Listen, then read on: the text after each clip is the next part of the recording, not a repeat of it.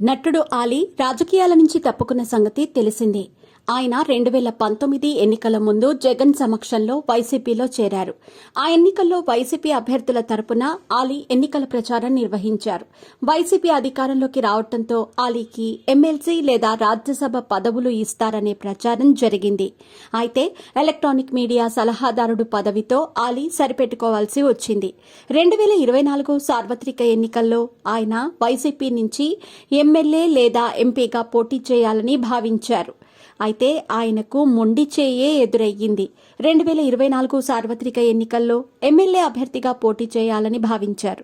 Seat విషయంలో ఆశాభంగం కలిగింది. దీనికి తోడు ఎన్నికల్లో పార్టీ ఘోర ఓటమి చెందటంతో ఇక రాజకీయాల నుంచి వైదొలగాలని ఆయన నిర్ణయించుకున్నారు.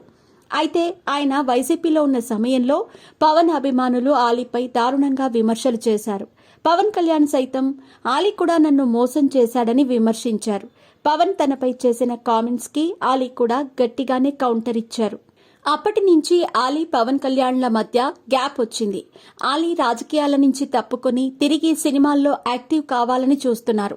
దీనిలో భాగంగానే యాంకర్ సుమా హోస్ట్ గా వ్యవహరిస్తున్న సుమా అడ్డా షోకి ఆయన అతిథిగా విచ్చేశారు. ఈ సమయంలో సుమా ఆలీని కొన్ని ప్రశ్నలు అడిగింది. దీనిలో భాగంగానే పవన్ కళ్యాణ్ గురించి అడిగిన ప్రశ్న ఇప్పుడు వైరల్ గా మారింది. ఆన్ స్క్రీన్ లో ఈ హీరోల్లో ఎవరితో కాంబినేషన్ అంటే మీకు ఇష్టమని సుమా అడిగింది.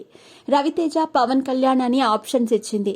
ఆలీ ఏమాత్రం ఆలోచించకుండా పవన్తో కాంబినేషన్ అంటే తనకు ఇష్టమని తెలిపారు. ప్రస్తుతం దీనికి సంబంధించిన వీడియో నెట్టింట వైరల్ అవుతోంది.